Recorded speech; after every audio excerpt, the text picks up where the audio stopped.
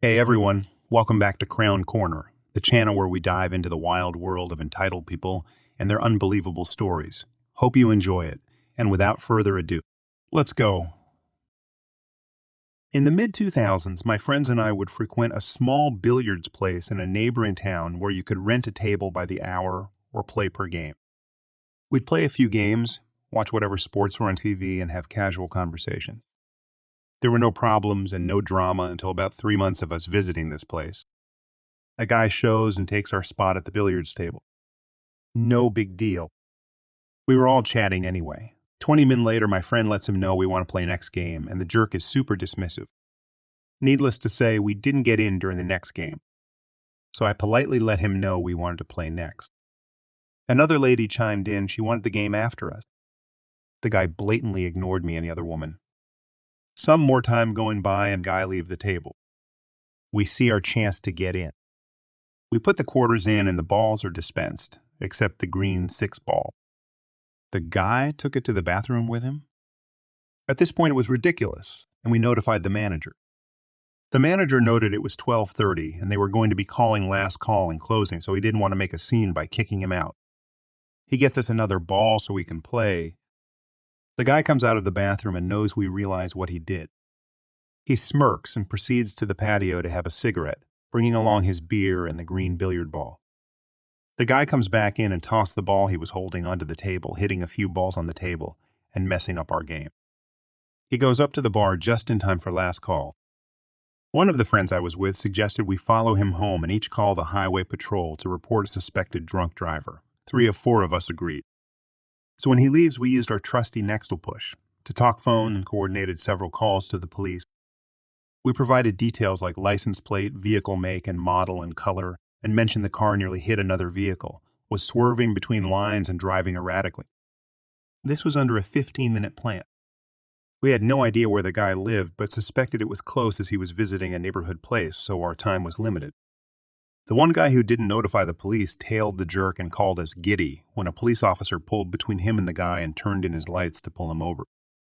The police blotter that week included an arrested of a guy who was pulled over after multiple calls of erratic driving. He wasn't arrested for dwee, but instead for driving on a suspended license. I suddenly became a homeowner some time ago because a friend of mine's grandfather was moving to Florida, and his house was ripe for picking. I knew the old man well. Rip, he passed a few months later from a sudden stroke. Anyway, he offered the house and property to me for $200. I practically ran to the bank to apply for the loan.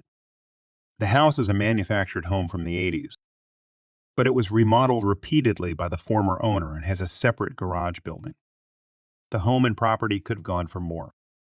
But he offered the house to me because he knew I'd take care of it. I had 30 saved that and made good down payment. And I was happy to leave my apartment. I'd wanted to eventually move out of there after what my cheating ex did anyway. But that's a story for another time. As for my brother, well, he went bonkers when he found out I bought a house. He had this repeated history of copycatting me for the past decade. But there was no way in hell he could copycat buying a house with his terrible credit and inconsistent income. And he got in an argument with me over how I was just trying to make him look bad by doing something he couldn't. No, I just wanted a damn house. And the price was too good to refuse. Then he told me I should have turned it down because he had no good reason. I could practically see his screws getting looser with every dumbass excuse he made as to why I shouldn't have done it. But I pointed out all those excuses were just because I did something he currently can't.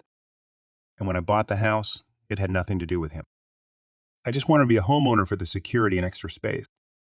I finally don't have to store my camper at my parents' house. And I have a garage that I can store stuff and tinker in. I bought a camping cot, he bought a camping cot, went to the gym, he went to the gym, bought good booze, he bought good booze, or stole it from me. I bought a new TV, he bought a new TV. I bought a truck, he bought a truck. I bought a camper, he bought a camper. I bought a used portable DVD player, he bought a used portable DVD player. I went camping in a specific place. He went camping in that specific place. I bought a house. A 404 error. Insert tea kettle noises in Benny Hill chase. He also acted like a complete child toward me when he built his mini-ram thing. He actually confronted me and said it was cooler than my boring Tundra because it was something original. I swear, he did the dumbest mods to that vehicle. Like putting twist studs in the suspension coils to raise the ride height. Well, after weeks of openly fuming about me being a homeowner, my brother suddenly acted like he had another brilliant idea. He wanted to move in with me. I laughed at him. Then he ended up demanding I rent one of my rooms to him. And for only $200 a month, utilities included, because he shouldn't have to pay any more than that since we're family. He flipped his lid when I said hell no. Then he got our parent involved again. Only this time they actually sided with him at first, though it was mainly our mother. She and my brother showed up demanding I let my brother move in. And my brother had a shit-eating grin on his face that I could tell he was thinking he was getting his way thanks to Mommy Dearest. I said hell no to both their faces, and my mother cried that I was using foul language to her and being an ass when I had the space now. I called my dad, and he told my mom that he'd warned her I wouldn't do it, and to leave me the hell alone. Mom whined my brother was living out of his camper next to a shabby house he was renting space from. I said that wasn't my problem to fix, and my brother has proven countless times that he cannot be trusted. My brother was fuming to the point of being red with veins popping out. My mom tried one more time to convince me with tears, and that just made me angrier. I went on a rant that was something like this. Bro can't buy a house, so he wanted to invade mine. I refused to ever live with my brother again. I would sooner live in the woods without electricity than with him. He's intentionally irritating as all hell. And if I had him as a roommate, I just knew he'd steal my booze, take my stuff, and invade my privacy, non-stop. Not effing happening. No matter how many tears Mom tries using on me. My mom broke down and finally conceded she'd never convince me after that rant. And she had to take my brother by the hand and leave with him because he initially refused to go and kept begging her to turn back and make me let him move in. And then I yelled to him that it was a laugh that he called me a mama's boy before, because he'd become exactly that. And this was just like the time he tried to get our mother to make me trade vehicles with him because he felt ashamed to be driving a minivan. He yanked away from Mom, then told me to go screw myself and the horse I rode in on. I laughed and pointed out I didn't ride in on anything because I was already home. But his rattlekin horse was waiting for him in the driveway. He flipped his lid again and looked like his head was going to explode. But Mom got in front of him, held him to just go. Then he drove off in his rattlekin Silverado without her. He'd driven her there, and then I had to take her home.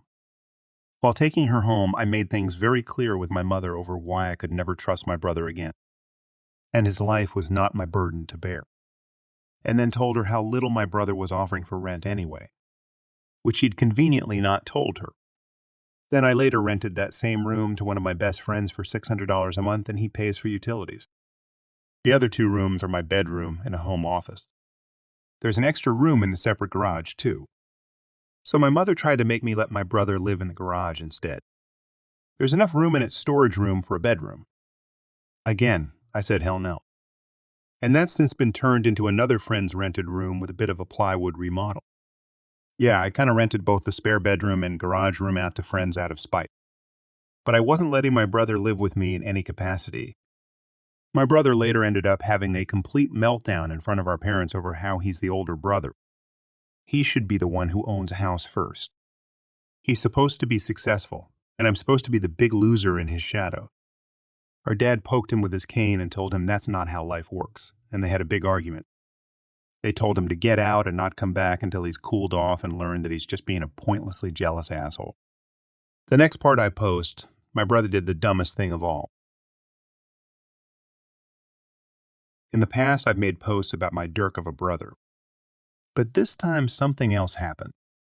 I decided to go camping again for the first time this year because of spring break, though I only got the weekend to go. But it was just enough for me to unwind. My brother didn't follow me like he used to. I think I've finally gotten him to understand screwing with me is just not worth it anymore, after he drank that growler full of laxative-spiked beer he stole from me last year. So the drama from him has been as bad for the past few months. Though he's still an entitled jerk, and I've got plenty of things to tell about him and his antics from the months I wasn't posting. I figured my worries about camping trouble were over. But no, I had to deal with a lunatic Karen. I'd already spent one night at my campsite. I was loving the fresh air, and fortunately rain was minimal. That's the only reason I went. Otherwise, I'd have just stayed home. But I had an itch to scratch to get out and enjoy some mountain air. I was far from alone as the spaces around me were full of tents, trailers, and RVs. Plenty of people caught the camping bug during spring break, just like I did. I was sitting relaxed in a folding lawn chair and watching Tailspin on my portable DVD player. Yeah, I know it's a cartoon, and an old one at that. But I enjoy since as a kid, I used to watch some old tapes of it a cousin had, and I've owned the DVDs of the complete series for around 10 years. And I won't deny I've always had a bit of a crush on the character Rebecca Cunningham. I had headphones on because other campers were playing music, barbecuing, and doing other things. I was just chilling and letting myself mentally zone out with some refreshing cold beer when I got a sudden and hard tap on my shoulder that frankly scared the piss out of me for a second. And then I turned around to see a roughly middle-aged woman in overtight purple yoga pants with her hands on her hip. She didn't have the Karen haircut, but she did have the bleach blonde hair and overly large bug-eye sunglasses. I know in this situation, a lot of people will reflexively say, "Can I help you?" But that's just giving an opening to these people to say whatever they want. So my first reaction is to just angrily say, "What? Can't you see I'm trying to relax by myself?" That set her aback for a second. She didn't go away, so I paused the episode I was on and grumpily asked her what she was bothering me about. She spoke up in a matter-of-fact way that sounded like she was trying to be in charge. I guess trying to activate mom mode on a stranger. But I think the unfriendly scowl on my face was enough to show that I'm not exactly friendly. So she just pointed at the portable DVD player and said that she wanted to borrow it and the headphones for her daughter. To make it brief, I said no. And no is a complete sentence. Because I don't know her. I don't know if she'd bring it back. And I certainly don't know if her kid wouldn't damage it. I do actually keep a smaller backup portable DVD player in the camper too, but I wasn't about to let this woman know that. Well, she certainly didn't take to being told off like that well, and then launched into a tirade about how I was a grown man watching cartoons, how they only have one TV in their RV, and her daughter needs something to watch because her kids can't agree on what to watch, so she needs my DVD player. I coldly said that was not happening, and she actually gave me a loud, "Why not?" So I pointed out to her that this was really not my problem, and she just crossed her arms and said that as an adult I should be putting kids first. I said that would be the case if I had kids. But her kids are not my kids. I don't know them, and I'm in no way related to them. And therefore I have no obligation to them. So she rolled her eyes and then tried to offer me money for the headphones and DVD player. Admittedly, I didn't pay much for either of them. But I don't care. I wasn't interested in selling. She only offered $20 for both anyway. I just told her no and to kindly leave me alone to watch movies in peace. Then I tried to just sit back down and resume the episode. She didn't take that well and proceeded to try and grab my DVD player right in front of me. Like I was just going to let her walk off with it. I got up and stopped her while saying, "That ain't yours, lady." She proceeded to try and shove me over. Try being the word. She clearly underestimated how heavy I am. I don't look it at all, but I'm around 230 pounds. My body frame just hides it well. And I've been in a few brawls in my life. I ended up grabbing her arms and shoving her back with little effort. She fell on her bum into some wet grass and started yelling that I'd assaulted her while looking around for support. I've seen enough Karen stories to know where this goes if I say nothing. So I yelled, "Yeah, assault. Assault on me when you tried to push me over and steal my stuff. And there's plenty of witnesses around us, lady. Or did you not notice? There had already been a few people around us watching the whole altercation, and they'd gone dead quiet while staring. So then I said to everyone, check it out. We've got a bona fide Karen here who tried to take my stuff for her precious angel baby." Everybody clap for her? And they did. They actually started clapping. The Karen looked completely humiliated and stormed off screeching that I was an asshole. Her yoga pants ass was all wet from the grass, too, which only made it funnier. I kept thinking your ass is grass, as she walked away. But I didn't say it aloud. I tried to resume watching the EVD as I was, but I felt uneasy that Karen might come back. She snook up on me rather easily before, and I didn't want to risk that again. So I packed up and went back into my camper to continue watching and drinking inside. Got pretty plastered that night. I remember giggling like a moron while watching the episode with the panda people that were evil Chinese stereotype. Stayed at the campsite for one more night and didn't see the Karen again until I was leaving Sunday afternoon. I saw her standing by her paws looking RV with a large fountain beverage in one hand and a dog leash in the other. It was one of those yappy little fluffball dogs, too. She glared at me as I drove past, and I just waved to her and said, "Bye, Karen," out my window. She threw her drink at my truck, but none of it got in through the window. I could hear her yelling at me, but couldn't really make out a word of it. I'm not sure what goes on in the heads of these people. I understand this could have gotten a lot worse. Like that nut bar sicking the local ranger on me or something. But I think the public humiliation was enough to make her back off. I can only wonder if the rest of her family is just like her. Glad I didn't meet them. Enjoying the stories yet? If you do, please subscribe, like, and comment. Quick info. I live in a small, gated community, about 30-40 houses. However, unlike most gated communities, the sidewalk leading into the community from the outside is not gated, meaning literally anyone can come in. There's no sentry at the post next to the gate, as it is an automatic gate. You get in with either a code or a sensor, and the cameras on the sentry post are purely for show and don't work. My dad has a really bad habit of leaving the doors unlocked. All of them. The front door and the two backsliding doors, one in the living room and one in the master bedroom. He does this because he primarily works from home, important detail later, and likes to go in the backyard to smoke, so locking the doors all the time is tedious for him. He leaves the house every now and again to replenish his cigarette supply or to get lunch, and he always leaves the doors unlocked. This triggered my anxiety as around the time we moved in, there had been a robbery at one of our neighbors' houses because they left the back door open for their dog and left the house real quick to pick a child up from school. They had been gone for 10 minutes, and when they returned, the mom's jewelry box and expensive watch had been stolen. So obviously, I wanted the doors to be locked, especially when no one was home, even for a moment. When I'm home with someone else there, I feel a little more at ease, but at night I always triple check to make sure the doors are locked because he doesn't lock them then either. So I also have to sneak into the master bedroom when my parents are asleep just to make sure their stupid sliding door is locked.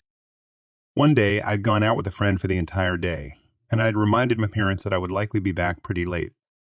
We left my house around 11 a.m., and he dropped me off at 9 p.m. When I got out of his car, I realized my mom's car was there, but not my dad's. They only take my dad's car when they're going out for a while. I got a bit nervous, but trusted that my mom would have at least checked to make sure the doors were locked before they left, but nope. I got to the front door and looked in the small crevice of the wall and the door to see if the lock was in the wall. It wasn't. I go inside and guess what? Neither of the back doors were locked as well. I got mad, and I mean mad. I texted my mom immediately, asking how long they had been out and how long they were planning on staying out. She texts back the times and steam starts blowing out of my ears. They had been gone since 2 p.m. and were likely not going to come back until near midnight. The house could have been completely stripped of literally all our belongings in that amount of time. I called her and started shouting that I had just gotten home and all the doors were unlocked. She panics in response and asks if anything is out of place. After a quick run through the house, I deduced that nothing seemed to have been taken, so no one must have noticed. She sighs in relief and says that she asked my dad to lock all the doors before they left, and she would talk with him about it now. When they get back, my dad is angry at me. He starts yelling at me saying this is my house. I do what I want, yada yada yada yada. When I protest that we could have been robbed, he decides to show off just how big his ego is and says, "Honey, look at me. No one would dare rob the house when I'm living in it." Everyone here is scared of me. I stood there staring at him. My jaw dropped, and it was at that moment I wondered how my mom fell for this moron. He puts on the I've won smirk and then says, "Nobody's brave enough to rob this house. Relax." Fine, I'll relax. For the next couple of weeks, I make sure to go out of the house as much as possible, usually to my previously mentioned friend's place. and I'd always take all my valuables with me: my laptop, my 3DS and all its games, my Nintendo Switch, and some of my own expensive jewelry. The reason for this is because my parents like going out together when I'm not home because they feel they'd be obligated to bring me with them.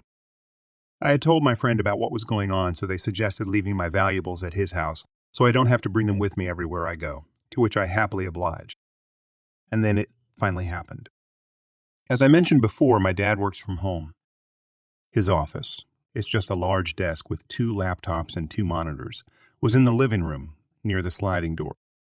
His work was primarily done on a laptop that cost well over $900. He had tweaked and added some things to it to make it even better than it was previously.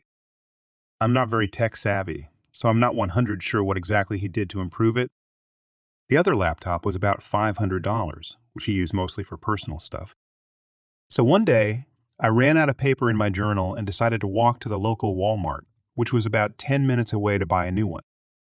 My mom was at work and my dad was likely out getting lunch, so I left the empty house carelessly, leaving the doors unlocked. I took my sweet time walking to that Walmart. The usual 20-30 minute walk to and from there was taking about an hour and 15.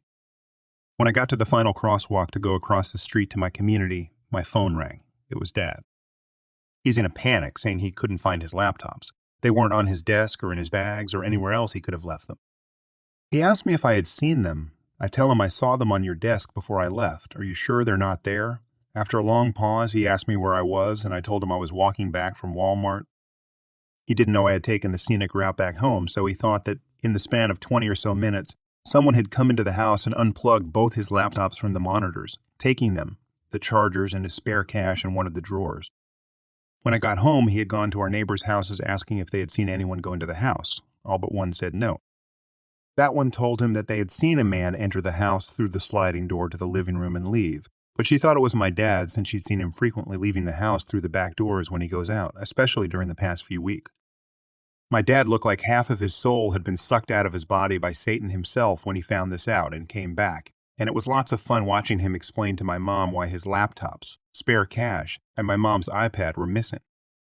Some calls to the police were made. The neighbor described what the man was wearing to the police, and after the police questioned some other neighbors, one that lived close to the gate had said they clearly saw a man with the clothes described walking out of the community with a large bat.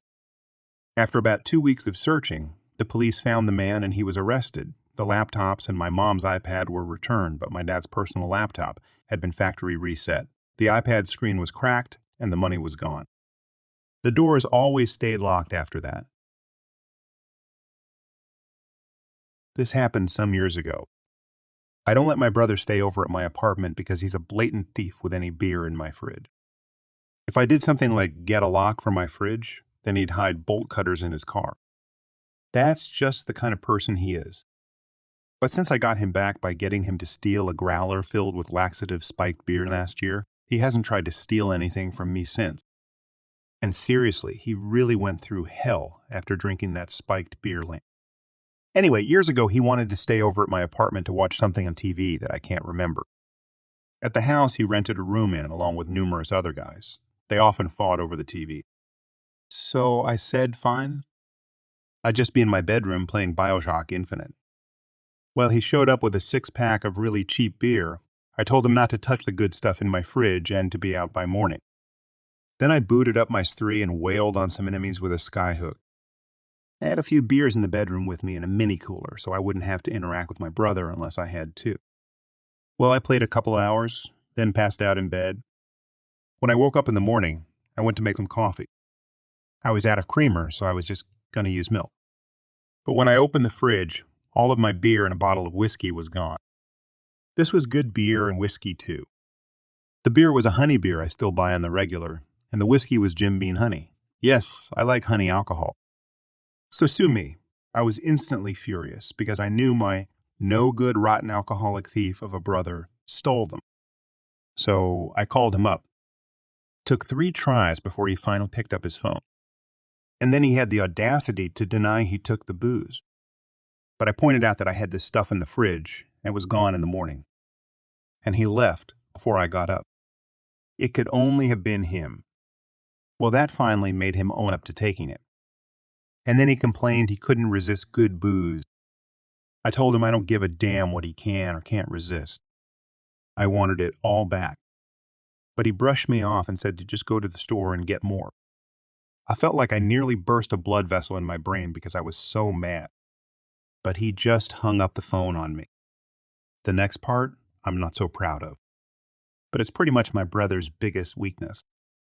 I called our parents. They were pretty mad on my behalf too, because Dad especially appreciates the same kind of booze I do, and immediately called my brother. I don't know what Dad said to him. But my brother called me a little while later to basically say, really, you got Mom and Dad involved? I told him to bring my booze back, and if he opened any of it, he was replacing it. He told me, screw you, and hung up. He showed up at my door later with whiskey and beer. He hadn't opened the whiskey yet, but he had started in on the beer. So he had to buy another pack on the way there. Only it wasn't the same beer. It was the cheap shit he always bought. I told him that wasn't gonna cut it, and he knew it. He said to just take it because he wasn't going back to the store. I picked up my cell and said perhaps I should call his ex next. She's almost as good at cowing him at her parents. He said I wouldn't dare, but I was ready to push the button. So he said fine, and trudged back to his car.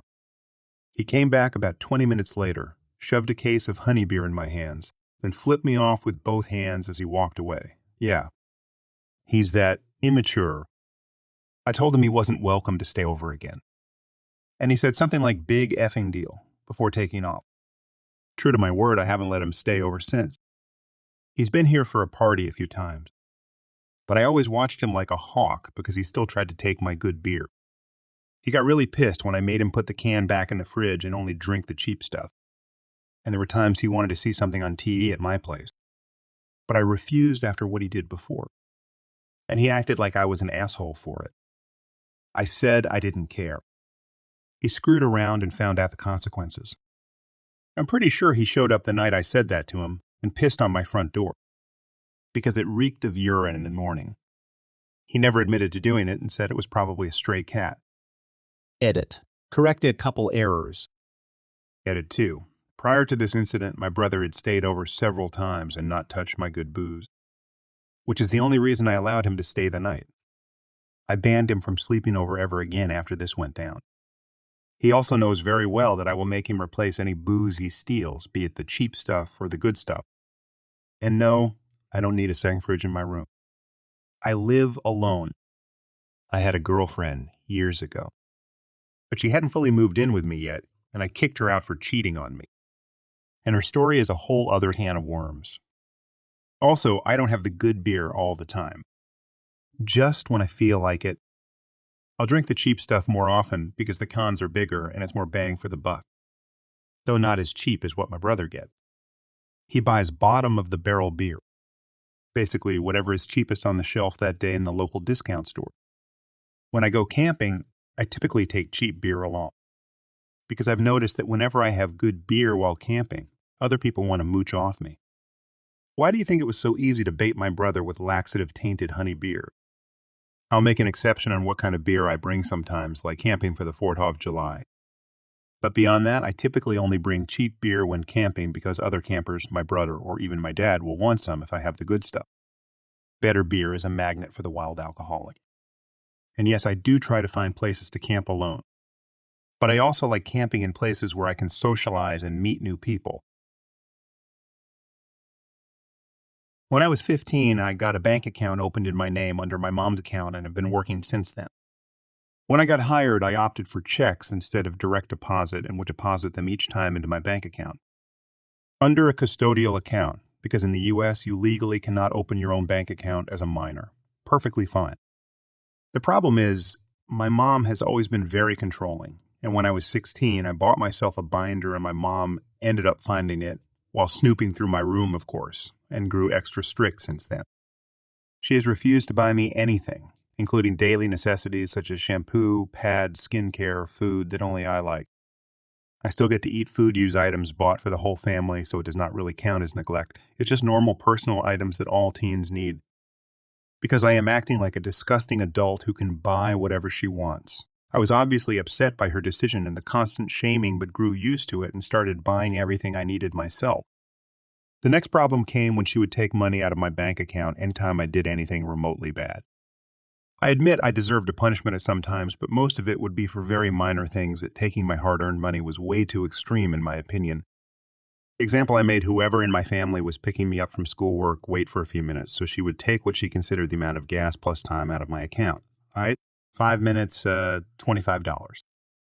Or I would take way too long in the shower doing God knows what. I do take long showers, but never more than 40 minutes, and on average take about 25 minutes, and have to pay the water bill for the entire household, a month of 5+ people. Another completely BS reason to me is if I did not respond to her texts right away, or update her where I was at when I was out of the house, she would take $1 for every minute I was out of contact. For context, I often work doubles or go to school, then work and ride the bus stop from work and school nearly all the time.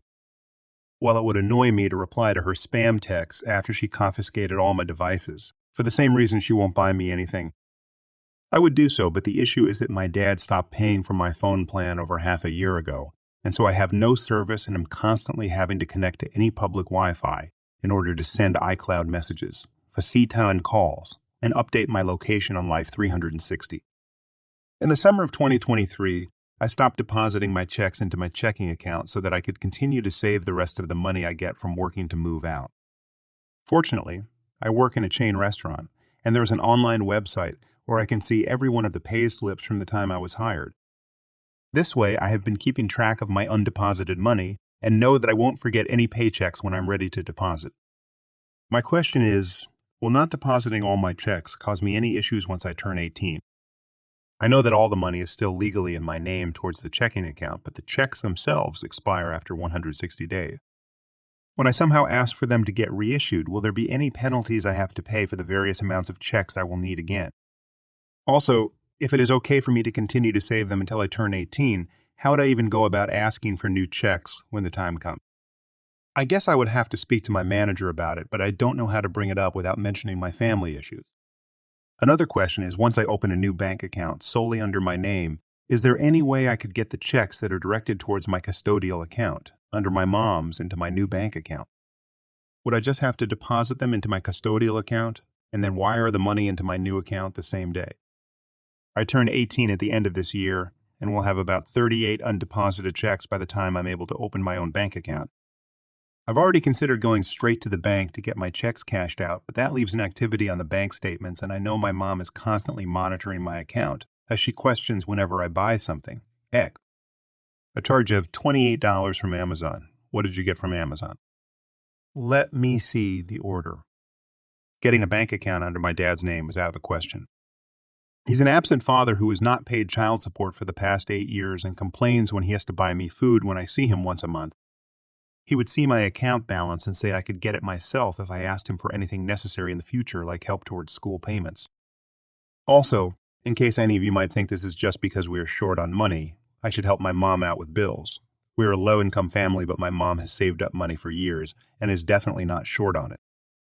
I know she has a CD account with more than $60K in it, and she has a boyfriend who pays for luxurious gifts and trips for her.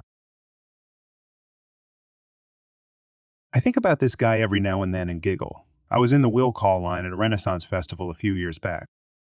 It was before they had an online cell phone ticket system, so if you bought online, you had to get your tickets at will call.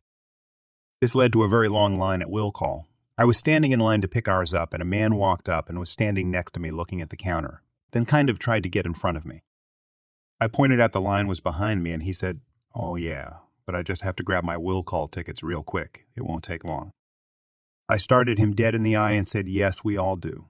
That's why we are in the will call line picking up tickets." He again said, "Well, I'll be real quick. They've just been left at will call for me." I again repeated, "Right. This is the will call line. All of us have tickets at will call, where the line I'm standing in has formed. If you want to get your tickets, you need to go to the back of it." He threw his hands down in a huff and walked to the back of the line. I thought of him again recently when I was in the drive-thru at Starbucks. Some guy in a Mercedes convertible with a cigarette hanging out of his mouth pulled up, going the wrong way, on the other side of the car in front of me that was at the window. He asked the customer to ask the person handing out coffee to give the customer his mobile order and then pass it to him through their window so he didn't have to wait in line or get out of his car to get it. Thankfully, the Starbucks employee told him to kick rocks and wait in the drive-thru or come in. Why are some people like this? Thanks for joining us. If you enjoyed the video, don't forget to hit the like button and subscribe for more captivating stories. Share your own experiences, opinions in the comments below, and let's keep the conversation going. Until next time, stay tuned for more epic tales.